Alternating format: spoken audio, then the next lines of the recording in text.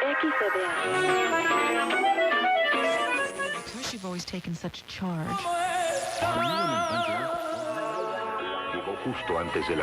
You are listening to the Border Chronicle.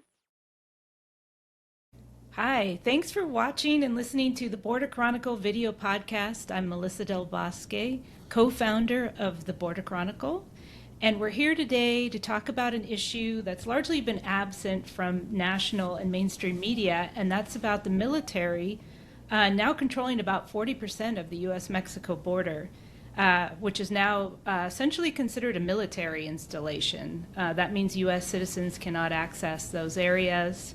And it also means the deployment of thousands of troops to border communities and a rollout of surveillance and military equipment to add to a region that's already heavily militarized. In March, the Border Chronicle, along with the publication The War Horse that serves military communities and veterans, released a big multimedia investigation examining what's happening at the border since President Trump declared an emergency at the border the day he took office, deploying, thousands of troops to border communities. And the investigation, which we released last month, is called A War Zone Minus the War, 1 year into the military buildup of the U.S. Mexico border. So if you haven't read it yet, you should definitely check it out, and I'll have a link to it in our show notes so that you can read it after you've listened or watched this conversation. And so I am really happy here today to have with us Sonner Kehrt and David Roza, who from the War Horse, who worked on this investigation with me to talk about the military's takeover of the border. And we're going to dive into our findings from the investigation and catch you up on the latest regarding the military at the border, which also includes the recent news that Fort Huachuca in Sierra Vista, Arizona, has been declared the headquarters for Space Force. So David, I'm putting David on the spot here. He's going to talk about that and kind of what that will mean for surrounding border communities. And I want to introduce Sonner and David now. More properly. So Sonner is an investigative reporter at the War Horse, and she reports on U.S. military and veteran issues, and she covers the intersection between the military and democracy, which is especially important right now. And she studied government at the U.S. Coast Guard Academy and served for 5 years as a Coast Guard officer before earning a master's in democracy and governance studies from Georgetown University and a master's of journalism from UC Berkeley. And David is a writer and editor for Task and Purpose, where he writes long-form video scripts on military tech, doctrine, tactics, history, and geopolitics. He also reports and writes freelance stories about the impact of Defense Department policy decisions on service members and their families, and he's covered previously the U.S. Air Force and Space Force for Air and Space Forces magazine. So thank you both for being here. We really appreciate it. Thanks for having us, Melissa, and for thanks, working Melissa. on the investigation with us. Yes, absolutely. I mean, it took several months. Yeah, and so I guess I just want to sort of recount our findings from the investigation before we launch into the conversation. So. How long did this take? It took 6, 7, 8 months? It's a blur now. Yeah, on and off. I mean, stops and starts, but definitely multiple months put together. Right. And we covered the whole border, all 1,954 miles, which was fun. Yeah, and so I'll just go through the highlights of our investigation. So what we found was that more than 40% of the border is now under military control. So it's, no trespassing zones that are blocked off from the public. A surveillance network that monitors the wilderness and border communities has been ramped up. And the Department of Defense has been sharing military-grade equipment and technology with U.S. Customs and Border Protection, which we will get into in the conversation. And also, we've seen the first installation of these orange buoys that are going in on the Rio Grande. They're these massive buoys that can have surveillance technology on them, correct? Yeah. And then also quadrupled the number of troops at the border while freeing up Border Patrol to really launch into the interior, which we've seen has had really disastrous consequences in places like Minneapolis, where U.S. citizens have been killed by Border Patrol agents. So let's start at the beginning. And Sonner, I was hoping you could explain what these national defense areas are for folks who are not familiar with them, and which branches of the military are in control of these national defense areas. Yeah, sure. So basically, over the past year at this point, since last April, about 850 miles of the border, so over 40% of the border, has been transferred primarily from the Department of the Interior, but also a couple other agencies, to Defense Department control. And effectively what that means is that these swaths of land have become basically annexes of military bases. So like legally sort of the same as a military base in terms of access, that sort of thing. There's no real infrastructure there necessarily, but they're kind of administered or part of existing military bases. So sometimes those parent bases are quite far away. So for instance, the National Defense Area along the Rio Grande, which has recently been extended to about 250 miles of basically the river and the riverbank starting around Brownsville, are technically part of Joint Base San Antonio, which is almost 300 miles away. So basically one day the riverbank is just a riverbank, and the next day it's declared part of a military base hundreds of miles away. And so far there are 6 different, these sort of national defense areas, 6 of these sort of zones, and they are controlled by various bases or military installations, sort of spanning the Marines or Navy, the Air Force, and the Army. So kind of all 3 of those branches are administering these. And I'll just point out, because I think this is important, the initial framing in creating these national defense areas was around the Roosevelt Reservation, which is basically a 60-foot wide strip of land along the border in New Mexico, Arizona, and California that way back in 1907, Teddy Roosevelt, when he was president, said, like, this is going to stay public land to help combat smuggling. And so when the military, or when the Department of Interior or the Bureau of Land Management sort of started announcing these transfers of this land to the military, it was kind of the idea, hey, we're going to transfer this land that, you know, was reserved to kind of help combat smuggling across the border. We're going to just move it into military control. But the reality is more complicated than that. For instance, the riverbank I just mentioned in the Rio Grande, like, that's not the Roosevelt Strip. That's land that was transferred from the International Boundary and Water Commission.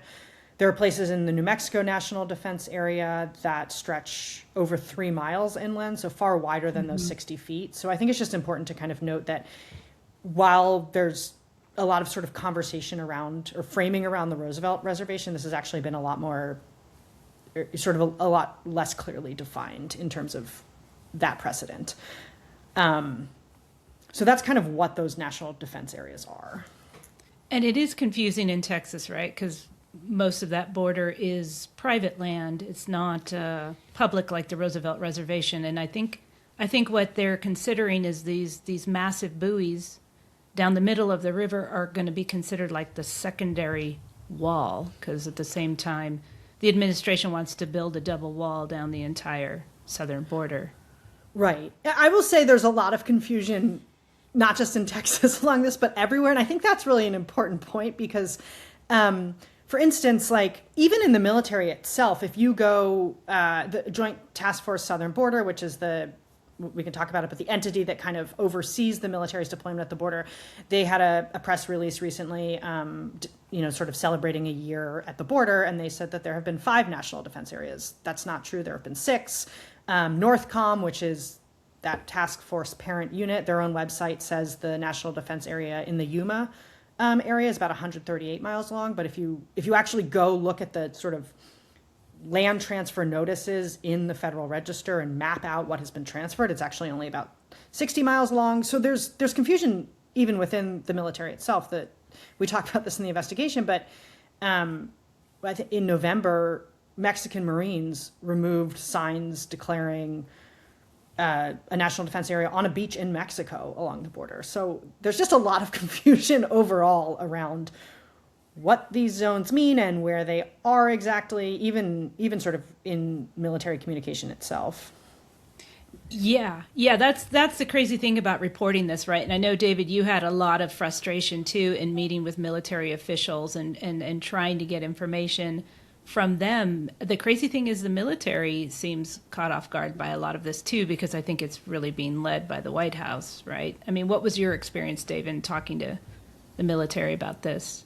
Well, yeah, specifically about the NDAs, I think Sonner captured it really well at one time during the reporting process. She said it was something that Kafka probably could have, it was Kafka-esque, I guess, because we did a lot of our project, we were, the heavy emphasis, at least at first and to an extent throughout the duration, was to map out like where the troops were being deployed and where these NDAs were, and that's at least ostensibly part of the purpose of the NDA, right? You want to mark out like what land is considered a base and what land isn't, so that you don't get people caught off guard when they suddenly find themselves on land that is now considered a base and they didn't know that.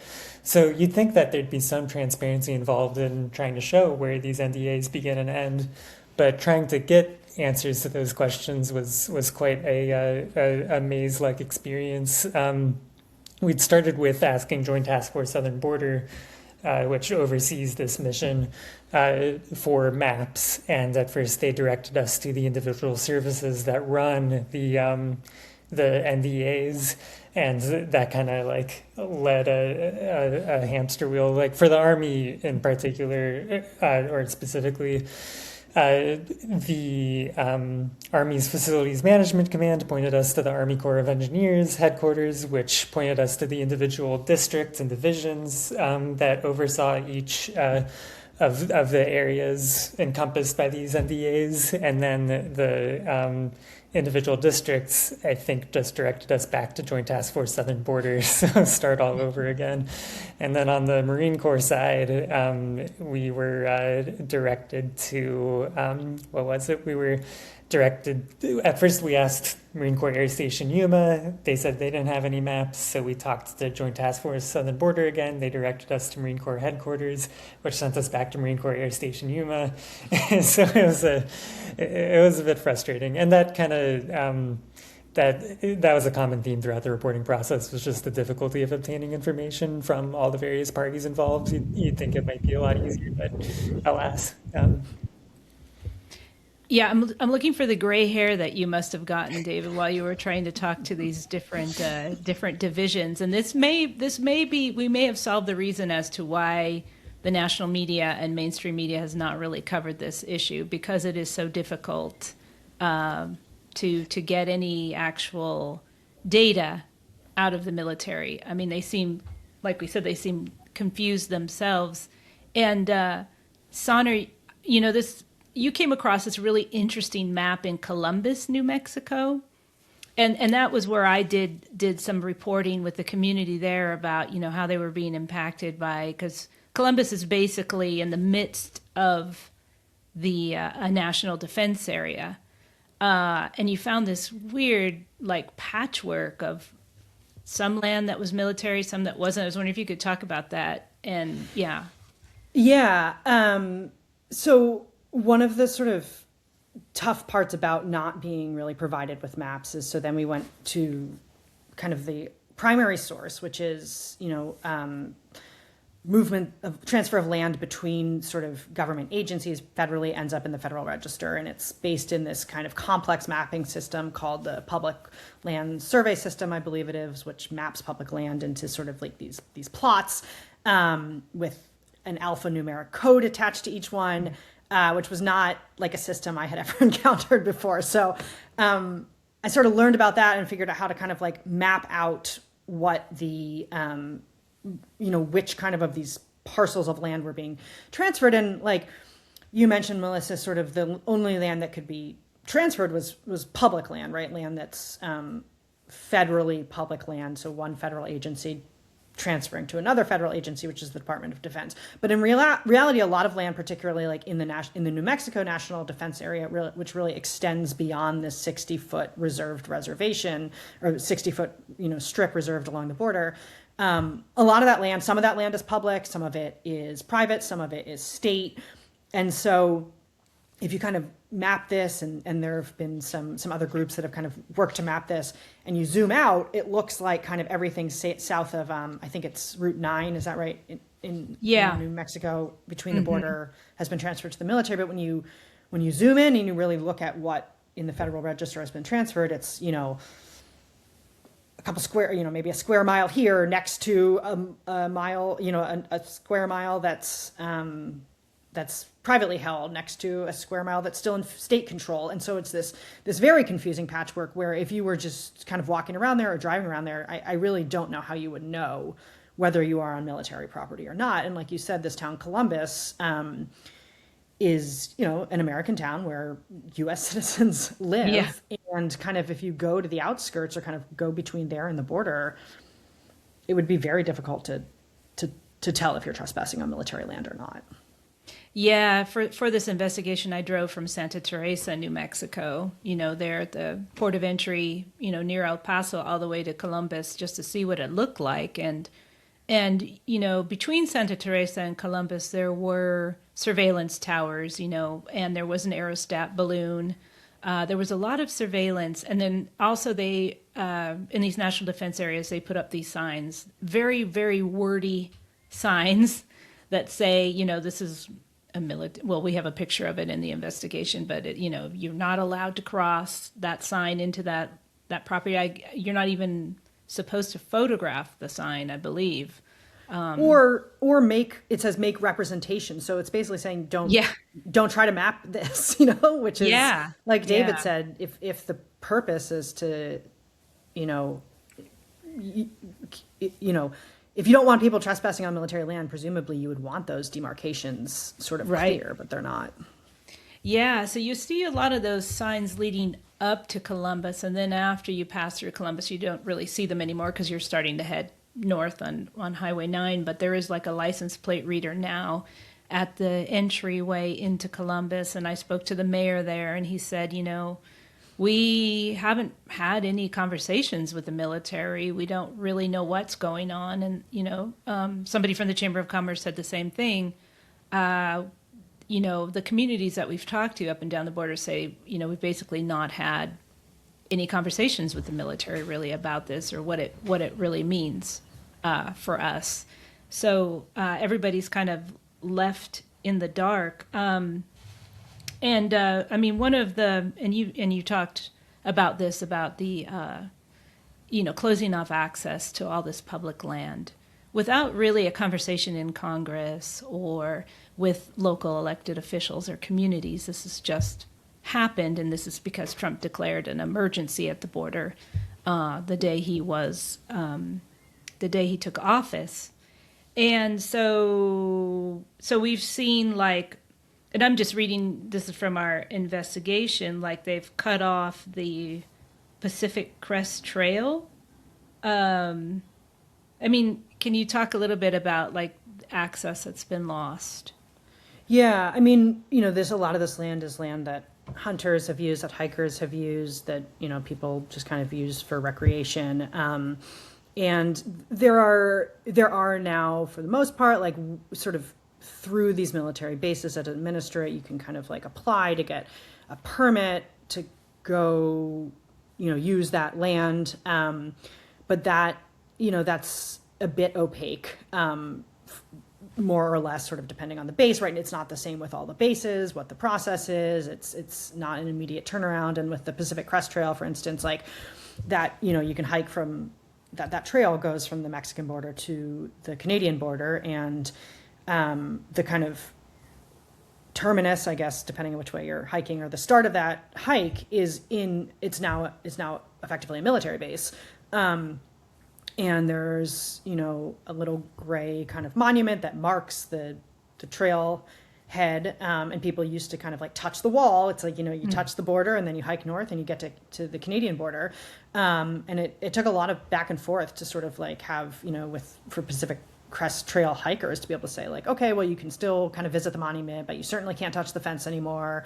And so, yeah, with kind of groups that use this land, I think there's a lot of confusion, and frustration about kind of, like you said, this land being sort of taken away without a conversation, public, conversation, and then the boundaries of it still often being unclear anyway. Yeah, and Todd Miller at the Border Chronicle did some recent reporting down in Douglas, Arizona, about how the military is deployed down there. It's not a national defense area, but they're now not allowing people near the wall, saying that it's under surveillance from the Department of War, and only law enforcement contractors who are building the border wall and military are allowed near the wall. So it's interesting with this expansion, without actually even declaring a national defense area, that they're behaving as if it were already one. Yeah, I've heard of humanitarian groups sort of being turned around by military outside of the national defense area. So it's, even outside of that 850 miles of the border, there's still kind of some lack of clarity about where people can go and where they can't go, even on land that, may ostensibly be public land. Yeah, and I guess we didn't get into this too in depth in the investigation, but there are a lot of humanitarian groups that search for missing migrants and people who have died in the border, and a lot of that now is behind this military installation, so there you can't get access into there. And so humanitarian groups are saying, undoubtedly people are still dying and getting lost there, but now they can't get in there to rescue people, which is another like terrible aspect of this. I think that sort of maybe dovetails with the kind of flip side of the coin of what we've been talking about, which is like civilian access, which is like what's the military doing, and why are these zones, I guess, why were they created, and what's the military doing there? And I think, one of the things that's interesting is that like you said, Melissa, you can drive, you can kind of, especially where it's just 60 feet wide, you can look into these border zones, and I did that in parts of the border, and you've done that in parts of the border, and like there's not a huge military presence. So I think there's this question of sort of like what are these zones for? And I think that's sort of twofold, if you want me to get into that. But like when the military created, or when the military created these zones, they basically said like, this is really helpful because we have the military deployed to the border, and outside of military bases on U.S. soil, the U.S. military is not permitted really to make arrests. There's this really important legal principle called posse comitatus, which says that military members sort of can't participate directly in civilian law enforcement. And so that's what, prevents military from arresting people on the streets. But obviously, if someone trespasses onto a military base, the military is allowed to sort of make an arrest there. And so the idea is by creating, these huge turning swaths of the border into places where basically posse comitatus does not apply, the military would be allowed to sort of make arrests that they would ordinarily have to call CBP or another law enforcement agency to come and make. And so that was kind of the given reason behind this. Yeah, it really blurs the line where military can get involved in more domestic, and in this case, immigration enforcement, which is what this administration has wanted for a long time. Can you, David, talk about what kind of troops are stationed at the border now, and how do the deployments work? How long are they there for instance? Another great question. So I'll caveat this by saying that the information that I'm working with might be a couple months out of date by this point, but when we were really kind of in the trenches, so to speak, of trying to get a good sense of what units were there. It was a really eclectic mix of different types and from different parts of the country. A lot of them were anything from infantrymen, soldiers trained for like very close combat, with large personnel, armored personnel, infantry fighting vehicles that look like tanks. They're not quite tanks, but they look a lot like them. Anywhere from those types of folks to engineers to military police. And they came from as close as Texas and Oklahoma to as far as New York and North Dakota. And same on the Marine side as well. You had a mix of mostly engineers, at least when we were talking with them, but also some military police. And so they have different jobs under normal circumstances, but when they were all kind of placed under this Joint Task Force Southern Border operation, a lot of their duties involved maintaining a presence. Often the way it was articulated to us was the border is so big and CBP has only so many bodies, so the military is a way of like adding more bodies on the border and more importantly more eyeballs so that they can track whenever there's folks, as they would term it, impinging on the territorial integrity of the U.S., whether that's crossing the border unsanctioned or trying to traffic drugs or other things. And so the troops that were there, I think the impression I got, and Sonner actually got to talk with some of those folks in person, was they would kind of occupy ground and look out over the rest of the grounds, either with their own eyeballs or through drones and other electronic means. And if they detected something, they would alert CBP, which would actually have the authority to make an arrest if it wasn't in an NDA, or if it was a time-sensitive situation and it was within an NDA, the military could go out and catch those folks before handing them over to CBP or some DHS entity. What was I going to say? Oh yeah, and what? I lost my train of thought there. But that was their purpose, was to kind of look out and intervene to cover more of this vast land border, is what they were doing there and where they came from. And how long are the rotations? I mean, how long are they there for? Do you know? That's also a good question. So typically a rotation to a lot of places, including the Middle East, can be anywhere from 6 months to 8 months, depending on the intensity of what's going on there. A theme throughout our reporting was that we would try to get information on how long these units would be there, because it's a long time to be away from home, and for context, oftentimes during the global war on terror, the military was, depending on the unit and the public affairs office involved, was somewhat transparent when it came to like, okay, this battalion, which is about like 1,000 soldiers, for example, or this brigade, which can be several thousand soldiers, is rotating to Iraq or Afghanistan starting in spring of 2017 for an 8-month deployment. And it varied. Sometimes it was more general, like this is going to be a winter deployment or a summer deployment, but you could generally get a sense of how long folks were going to be going to an actual combat zone. And at first, when we started working with Joint Task Force Southern Border to get that kind of information for mapping out the military presence there, the public affairs folks were kind of more interested in playing ball. They seemed to be pretty interested in helping us tell the story of the evolution of the Southern Border mission, and so we would ask them like for pretty in the weeds details of what units are there, how many troops for each unit, and how long are they going to be there for. At first, they gave us a good amount of information that was helpful. But they left out like how many were involved in each rotation.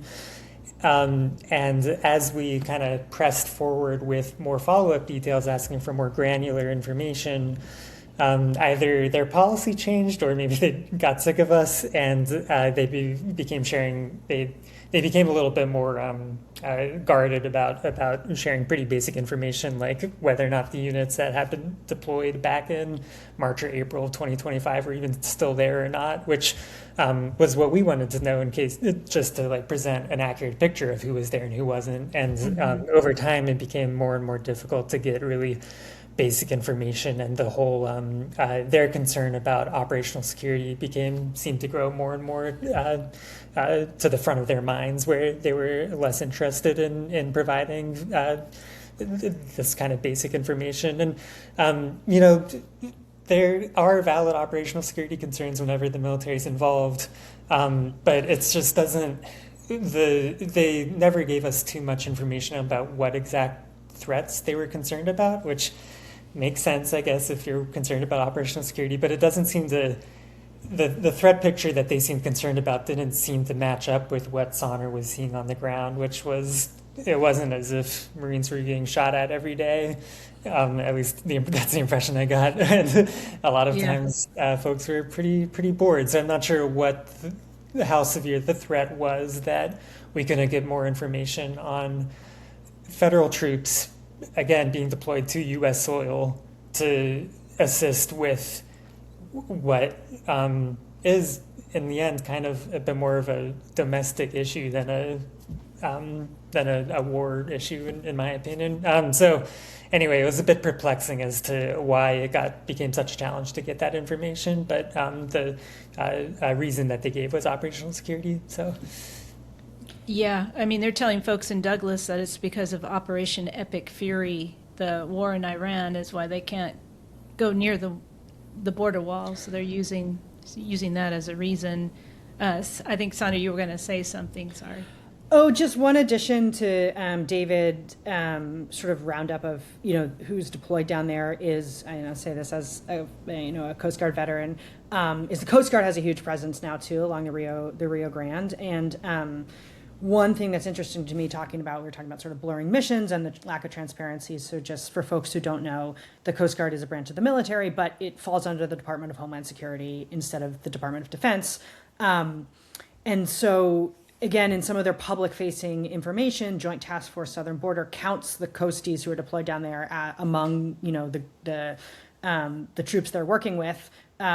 The Coast Guard told us that they're not part of the Joint Task Force, but we know that the Coast Guard has said it wants to deploy small boats every 5 miles along the Rio Grande, and that's in addition to DHS installing these buoys that you talked about, that we could talk about more.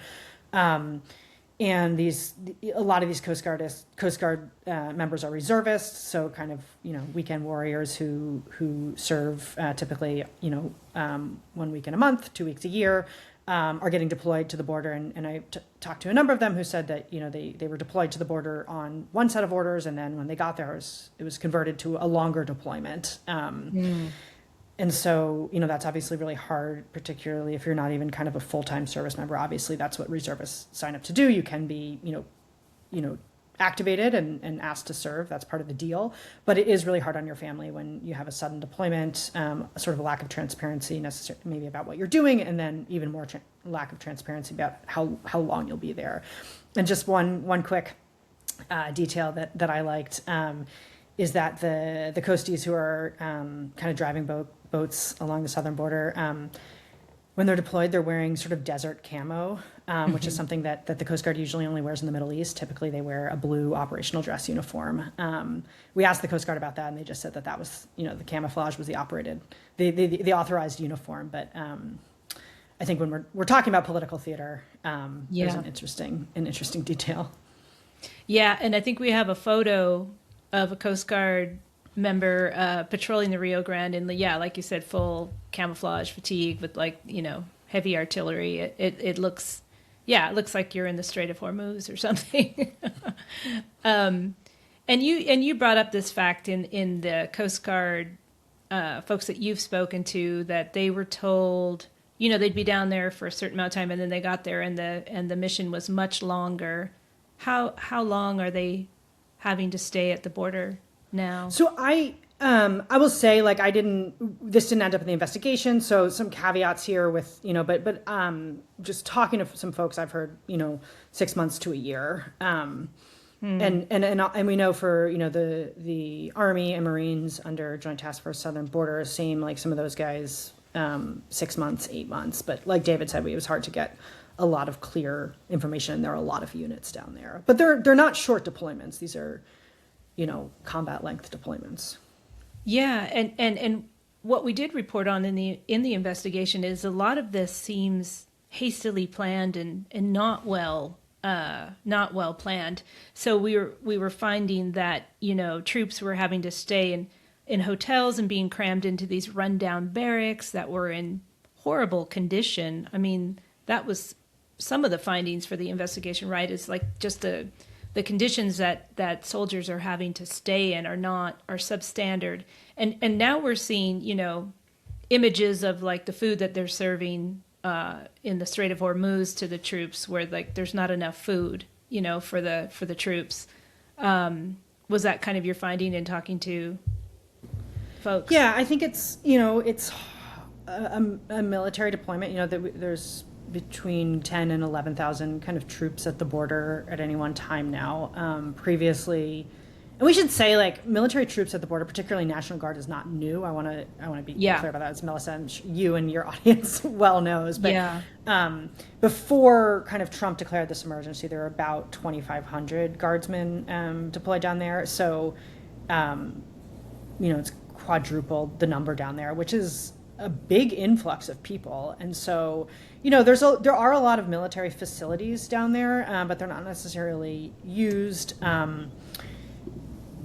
for housing. And so they were sort of turning some of these, barracks that hadn't been used for a long time into housing. And then the flip side, you mentioned hotels, right? Like in some because the military is kind of spread out along the border in a way that kind of maps onto CBP's sectors, the 9 sort of southwest border sectors. And so you also have troops in kind of small towns and living in hotels for months and months and months, which again, like, I think asking about stewardship of taxpayer dollars, that's a long deployment in a hotel, and obviously has an impact on whether it's good for the town's economy or bad because tourists can't find a places to stay, which I know is the case in some small towns in Texas. Like, and it's similar to one thing we talk about in the story is kind of the model of Operation Lone Star. And, I talked to some folks who deployed in the initial wave of Operation Lone Star, kind of just to get some context. And it was very similar, right? Like, boom, you have to go to the border immediately. And so, you're throwing up trailers or, wherever you can find a place to, put troops. And I talked to one guy who somehow got connected to a contractor and was staying in this kind of contractor's mansion for a few weeks while his buddies were at barracks. It's a little bit like kind of jury rigged. And I think that's what we've seen with this deployment. And as context, the way that, like, from a really big 10,000 foot level military funding works is the funds that pay for operations like a carrier deployment to Venezuela or sending Marines to the southern border, that comes out of the same bucket as the maintenance for your existing barracks and dormitories and facilities. So this southern border housing, these issues that have been found by the Inspector General and by our reporting, comes on top of a really decades-long, long-running, I'd call it a crisis among a lot of military living facilities where you've got barracks that are just completely dilapidated with raw sewage and mold and even just like lacking basic security locks on the windows and doors and things like that. Like really awful conditions that service members are living in. And part of what's contributed to that situation is because of a really nonstop drumbeat of overseas operations that kind of pull funding away from rehabilitating those facilities. So whenever you're sending aircraft carriers to wherever on a non-scheduled basis, or you're deploying troops to to the southern border, those mean less funding. That means less funding for the existing facilities that are already there. So, and then on top of that, when you have poor makeshift facilities, when you're shoving soldiers into like 45 square foot like facilities for like months on end, then that it's not a great situation from what I've seen. So that's just some context on that end. Yeah. And can you talk a little bit about Joint Task Force Southern Command? So they're the ones that are in control of this, overseeing the deployments at the southern border, correct? Yeah, Joint Task Force Southern Border. They're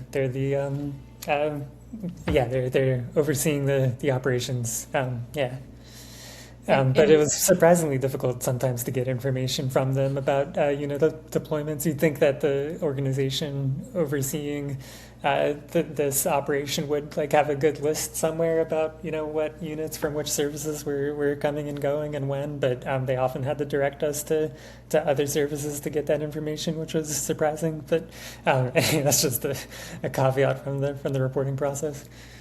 And where is it based? The Task Force Southern Command. I believe it's Fort Huachuca. Yeah, it's out of Fort Huachuca. It is Fort Huachuca. Mm-hmm. And it's a new command, sort of a new task force. So it's not. It only stood up in March, sort of in response to this declaration of an emergency at the border and sort of Trump saying that it required a military response. So basically, the military, NORTHCOM, U.S. Northern Command, is kind of the combatant command that oversees it, but it kind of was created to facilitate this mission. Okay, yeah, that was my question, because I'm familiar with NORTHCOM sort of overseeing things in Latin America, right? But this Joint Task Force Southern Command is a new creation. It's specifically for the border, right? Yeah, and going back to Defense Secretary Pete Heges, coming a year into this, they're like, it's been wildly successful, I guess is what he was saying, because there's 0 people crossing the border now, which of course is not correct. According to the government's own figures, there were 9,621 encounters in February. This is the month before we published the investigation, and encounters, of course, that can be one person several times. So it's not the best way to really get a sense of how many people are actually making unauthorized crossings at the border. And we also found that number really hasn't changed in a year. It's gone down significantly from the Biden years, but it hasn't changed. There's still people crossing. Yeah, Joint Task Force Southern Border has said kind of its stated mission is full operational control of the border. That's the goal, which is a little bit squishy what that means. But, when you have Pete Hegseth sort of saying, hey, we've done it, we have 0 people crossing the border, I sort of take it to mean like that's the goal. But like you said, Melissa, that's not true. It's a substantial drop since Trump has taken office. But, the drop sort of started immediately after Trump was elected. And by February, fell to about 11,000 encounters, like you said, not necessarily people, but kind of encounters with law enforcement. And it's kind of stayed between 9,000 and 12,000 over, the past year and change. And like we said, the Joint Task Force Southern Border wasn't stood up until March of 2025. So the number of encounters had dropped to the kind of the range where it's stayed pretty flat before the full kind of military deployment to the border. So it kind of makes it hard to, if you're looking for cause and effect, to be able to point, definitively to the military deployment down there and say like, yes, this is what caused it, when the number was already falling before the full, military deployment. I think like when we're talking about sort of rhetoric, the rhetoric around the border has also sort of not been consistent, right? This number has fallen. We deployed the military. The number stayed kind of flat. both Trump and Hegseth in recent months have said, hey, zero border crossings. We've done it. We've secured the border. But at the same time, you still have, since they've made those comments, you still have federal agencies transferring new land to the military. I mean, as recently as February, and saying like, hey, this is a national security issue. This is a very dangerous area. There's a lot of illegal crossings here, is what they say, what they say when they make the transfers. And so we need to transfer this land to the military. And that comes after, the Secretary of Defense has said, we've secured the border. There's no one crossing. Yeah. And we should talk about these very controversial trespassing charges that they are leveraging against against migrants who cross into these national defense areas. When we asked, we were told by the end of February, the Justice Department had lodged close to 5,000 cases. But as of mid-March, the Defense Department said that troops had arrested 68 people in those defense zones. So the rest of those arrests were made by Customs and Border Protection. But the majority of these cases are just being thrown out because it's incredibly difficult to prove that they knew they were stepping into a militarized zone, for one thing. And also, I talked to a former federal prosecutor in South Texas, and he was like, I don't even understand why they're doing this, because he's like, it's already a misdemeanor to cross and then a felony for repeat crossing. So these people are being charged with misdemeanors. And, he likened it to using a cannon to shoot at a mosquito, which I thought was very, very appropriate. It just seems like a huge expense for very little in result.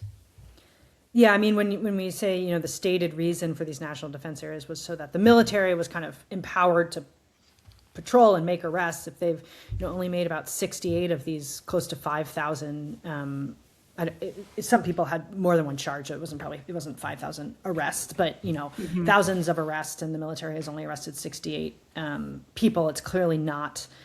That's kind of not actually the main thing that's happening. And like you said, Melissa, it's hitting people with more charges because they've trespassed onto a military base, which then it's not just an immigration issue. It's a national security issue. It's a military issue. But yeah, ProPublica put out a story around the same time that we published this, and they looked into some of these rates and found that I think it was 60% of the cases had been thrown out, and that at least 9 judges had found legal deficiencies because, like we said, it's really, these signs are small, they're spaced far out. Some of these places are really patchworky. It's hard to definitively make the case like, yeah, this person trespassed and they knew they were trespassing onto a military base. Right. And I wanted to talk about the rollout of military hardware and surveillance, and what we found in these militarized areas. And of course, we've got to talk about drones because that's been just crazy. So I was wondering if you could talk a bit about, and I like this line, keeping an eye on systems. Much of what the military is doing is keeping an eye on the systems that keep an eye on the border. I mean, I think you talked to some soldiers over in California, right, Sonner, that were pretty dang bored. Yeah. Yeah. I mean, I think like David said at some point earlier, a lot of these guys are just kind of sitting, looking at the border, whether it's binoculars or whether it's with some of these like enhanced, systems. And like, that's part of the military's stated mission down there is deterrence, right? And so they say like, hey, if they have these striker vehicles that are parked a couple places along the border, and so it looks kind of scary to someone looking to cross there. So it's not, it's not a secret that a lot of what these people are, what the troops are doing are just kind of looking at the border. But you're right, like the military has brought some equipment down there that has, brings additional capabilities. So I do think it's important to note, and obviously, Melissa, you're, more of an expert in this, but like I don't want to overstate the military surveillance in that I don't want to sort of bring attention away from the fact that the border and the borderlands is already super heavily surveilled, with military grade technology, but that's deployed by usually the Department of Homeland Security or other sort of state, law enforcement. And so when you were talking about Columbus and like the license plate reader and these automated surveillance towers, like that's not, Defense Department, that's DHS. And I think one of the things we tried to emphasize in this story was like that this is a line that's really being blurred, this kind of military grade technologies, but, deployed in a more civilian law enforcement context. And in a greater and greater swath of what could be considered the border, you see these technologies being utilized farther from what at least folks in the more northern part of the U.S. would consider to be the southern border, and you just kind of see that treatment emerging all over the place, which is concerning. Yeah. Do you have a couple of examples, David? Because this is something we always like to talk about, the Border Chronicles. Like, you should really pay attention to the border because whatever you see happen there is going to be deployed, further north. Yeah, well, I know that I'm forgetting. I think it was the Associated Press did that investigation about the traffic cameras. I think being deployed, or was it license plate readers being deployed all over the country, and even just I think what was written about in our article was just the greater presence of CBP and ICE in all across the country, and not just at the border itself. That's a little bit more like people than technology, but it definitely feels like the border isn't just limited to the Rio Grande Valley anymore, for sure. Yeah. Oh, I was just going to give a couple. I mean, so that, the military did bring assets down there. And one of the things that's interesting is that a lot of them, like a lot of sort of militarized police equipment now in civilian police departments, was originally designed for combat, right? And so you have like the ground-based operational surveillance system, which is kind of like a mobile surveillance tower that the Army and Marines have you can kind of bring it out with a truck and park it. And they basically are able to kind of like look 360 degrees with infrared and radar and laser, like kind of rangefinders to look for movement. And you have some military surveillance flight happening along the border. So like the P-8, which is a sub hunter, U-2, the kind of the famous recon plane, have been flying recon missions along the border. You have like a mounted kind of system mounted on a striker, for instance, where in combat it would basically allow troops to kind of like look for targets within an armored vehicle without having to leave the safety of the armored vehicle. That's deployed and with like a machine gun sort of mounted on it, so you can find the target and shoot without having to leave the armored vehicle. They've deployed that kind of mounted system to the border without the machine gun, but basically that same kind of like target acquisition technology that is designed to find things to shoot at. Instead, you're finding basically potentially people to arrest.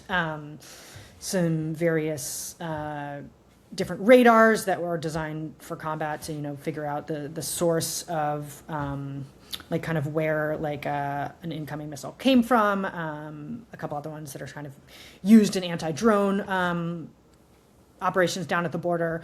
The Stryker itself, this kind of armored vehicle, it was really designed to withstand mines and IEDs. Sitting, like Melissa, you found next to an elementary school. In Sunland Park, I think. So it's I'm going to contextualize it kind of within the broader trend of militarized equipment, particularly from the global war on terror, making its way to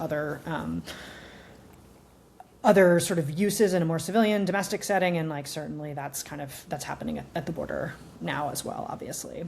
And I should say, like, you know, from an intel perspective as well, Palantir, both a defense contractor, DHS contractor, huge kind of intelligence, data fusion capabilities that is kind of helping connect all of the dots, kind of helping to bridge the gap between military intelligence and sort of federal intelligence at the border to create kind of a more comprehensive surveillance picture, I guess. And I would say that's sort of the biggest finding from this investigation is just how much the Department of Homeland Security is really eclipsing the military in terms of funding, especially under this, Trump's, well, I won't call it a big, beautiful bill, but, the military got $1 billion for immigration border operations, which, wait, am I getting this wrong? No, that's right. Yeah. The Department of Homeland Security got multiple billions. 46.5 billion, I think, from the big, beautiful bill. So, yeah. Yeah, just for customs and border protection, that, and more than the Pentagon, of course, for these border deployments. But we have, the military and DHS now just really stepping on each other's feet at the border, and it's very apparent with the drones, because we're now seeing more and more emphasis on drone warfare.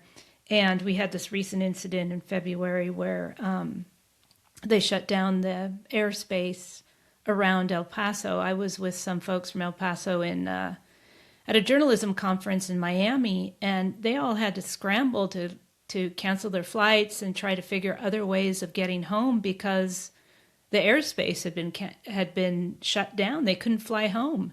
So like one person I knew was going to fly to Albuquerque and drive from there it was a huge hassle and just really bizarre, And it turned out that Customs and Border Protection officers had been operating an Army laser counter-drone system and said they'd taken out a cartel drone, but it ended up being a party balloon. And then a little bit later, the opposite happened, where the military shot something down. So so there's just like confusion. Yeah, and that was, maybe this is a bit too in the weeds as an example of maybe there being some friction in the interagency relationship. Early on, when we started reporting this, the public affairs officials at Joint Task Force Southern Border, they really emphasized how locked in step they were with their intergovernment partners at DHS and Customs and Border Patrol and all that jazz. And they really strongly wanted to help set up interviews with us and the various CBP officials that oversee their different sectors. And despite 4 months or so of them expressing interest and us expressing interest in that happening, it just never worked out, partly I think because they had a challenge finding someone who could speak at the equivalent level of a brigade task force. So anyway, that's just like it was interesting to see that lack of gelling happen just from a reporter trying to arrange interviews perspective.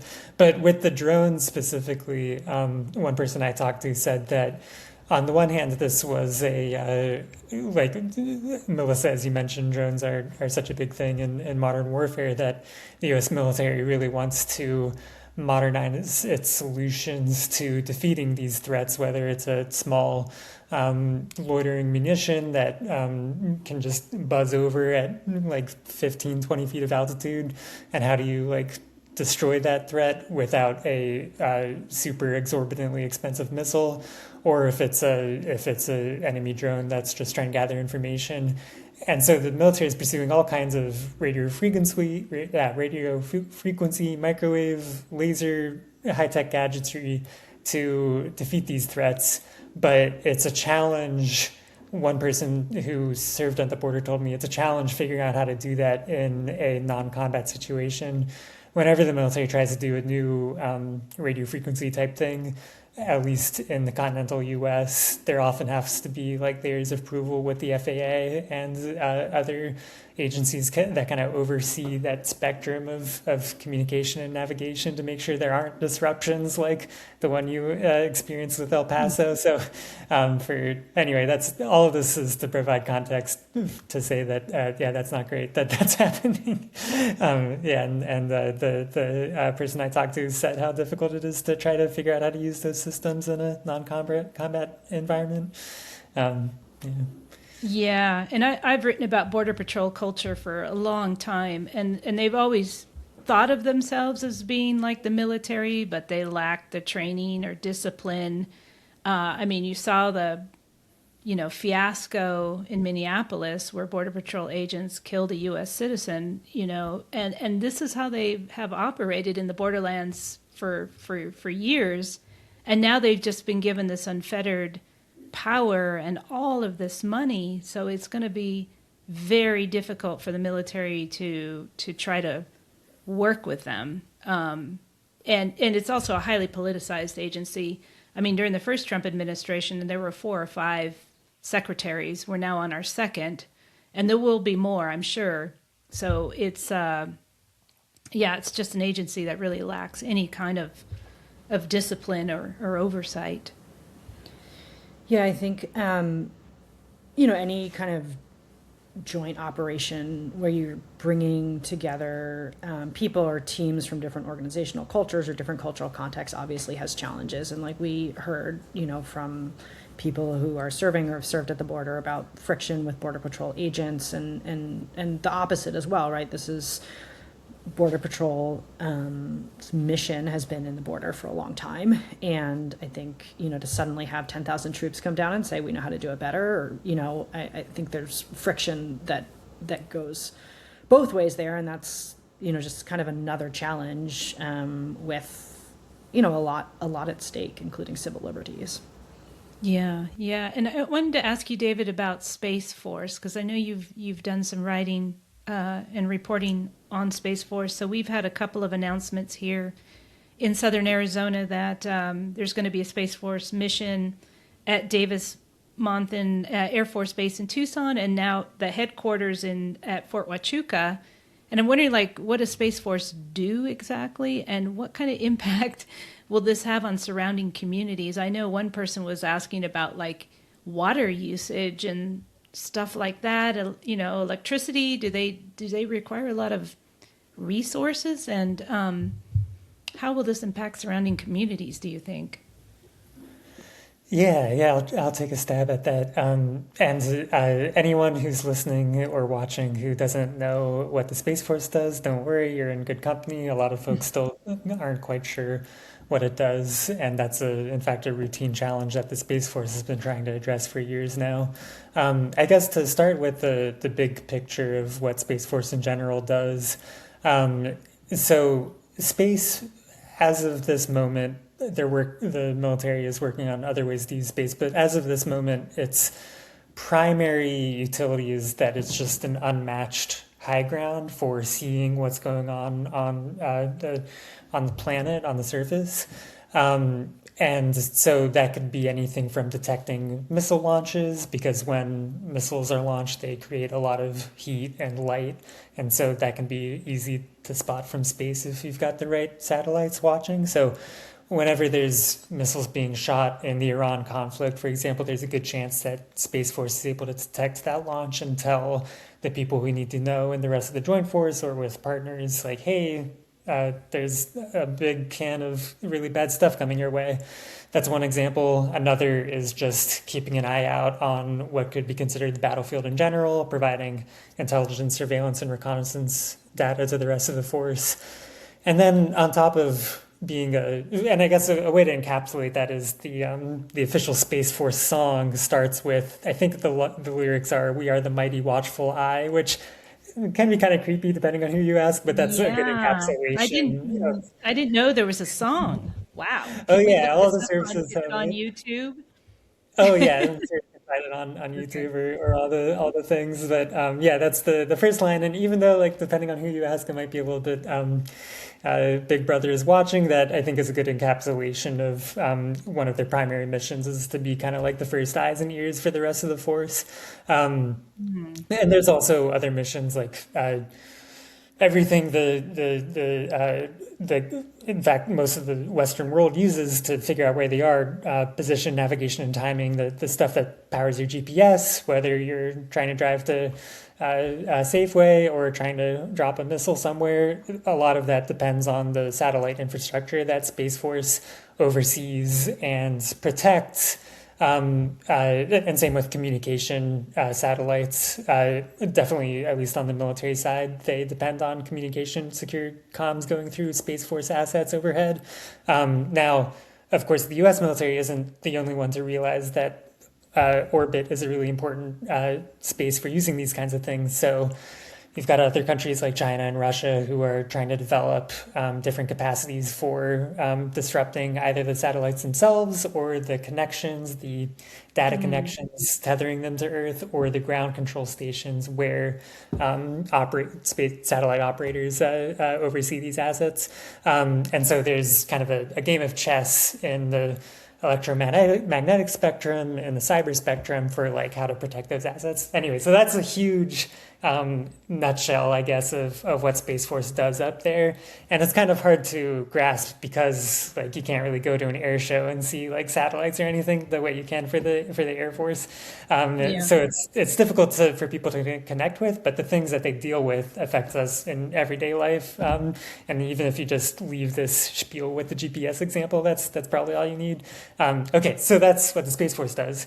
And I'm a little bit not as familiar with the day-to-day stuff of the Space Force as I used to be, but from what I understand, reading about the Davis-Monthan development, is that they're standing up a headquarters for Space Force Southern Command, and in plain English, that means that that's the group of Space Force Guardians, that's what they call themselves, Guardians, who work with U.S. Southern Command, and that's the combatant command that oversees South America and some extent of Latin America, but I'm not exactly sure where the dividing line between Northern Command and Southern Command falls. So the Guardians who are at Davis-Monthan, their job is to like be the point person, the center of excellence for any questions that Southern Command has when it comes to space stuff. How that might manifest could be like, hey, we need eyes on this part of the Caribbean Sea to see whatever alleged drug boats are running there. How can we get satellites on station for this block of time so we can organize this operation? That might be David, like that's me talking off the top of my head there. That might be an example of something they might do. How many people that involves, I'm not quite sure. The Space Force is a very small service. A lot of what they do takes up in space, so it's not like you have to have like 30 people to maintain a satellite on the base every day. Yeah, like I said earlier, Space Force is the smallest service by far among the services, maybe I think 10,000 people in total. So how large of a contingent that'll be at Davis-Monthan, I'm not quite sure. And what equipment they'll need, I'm also not sure. In terms of the local impact, I'm sure that because it's an Air Force base, you've already got lots of groundwater pollution from the aircraft that are that use all kinds of crazy chemicals to run. I'm sure, and that's probably already been going on for decades there. But what equipment or what kind of footprint that might have to the local community in terms of traffic or environmental effect, I wish I knew, but I'm not sure. So I'm sorry, I can't be of more help there. If I had a better sense of how many troops were involved, I might be able to say like, oh man, the traffic leading up to base is going to be even worse than usual. But on top of the growth that's already happened, that I think with Davis-Monthan, just in terms of the southern border mission, I can't imagine this being that much more than what's already been seen, but it just depends on how many bodies they need there. Well, yeah, I've certainly noticed, living here in Tucson, I've really noticed an increase in jets going overhead. I'll tell you that. Yeah. We also do training for jet fighters here, so we've Oh definitely yeah. noticed, and, Yeah, and they've Davis-Monthan's expanded that, so we've noticed a big increase in overhead traffic, and jets going over and the sonic booms and all of that stuff. Interesting. Yeah, Davis Mountain's a very, very important Air Force installation for a lot of different reasons. So, but yeah, there's always like, it's as much as the military likes to position itself as a partner with local communities, there's always going to be tension there, and in a lot of ways, that's a tough neighbor to have for sure.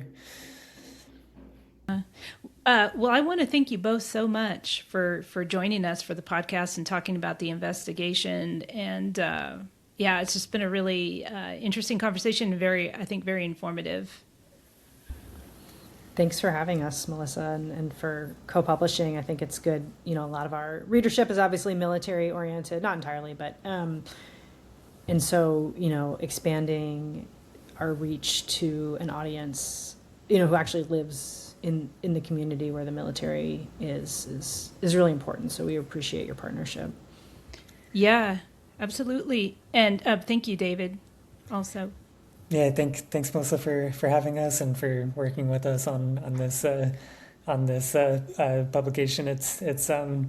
I've heard a lot of folks being very interested in reading it just because between all the other national security kerfluffles happening, this has become a bit of a forgotten corner of what's going on. So I appreciate everyone's hard work trying to keep an eye.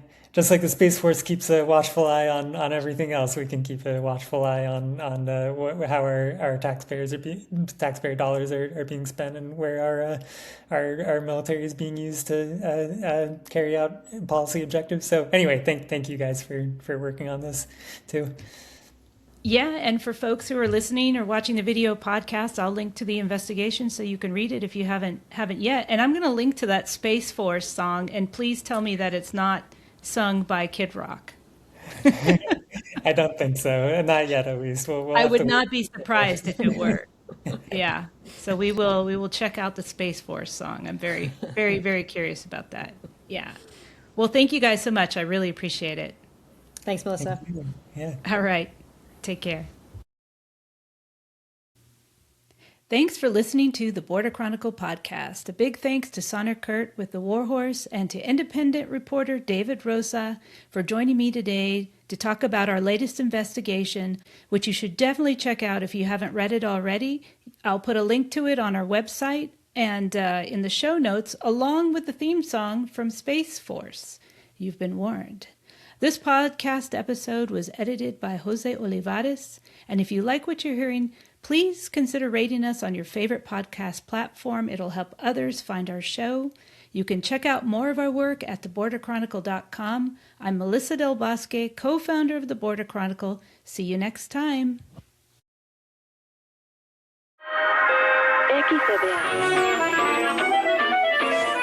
Because you've always taken such charge.